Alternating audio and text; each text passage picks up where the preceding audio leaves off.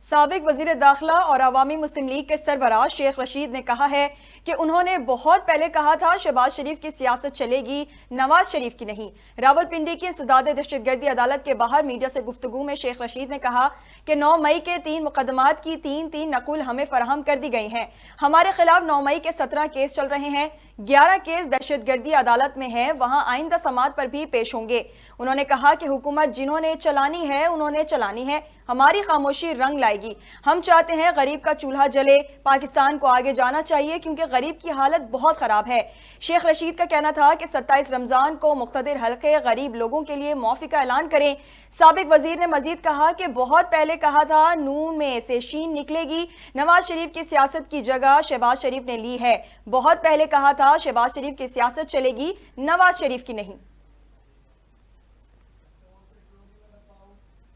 News studio سے فی الحال اتنا ہی۔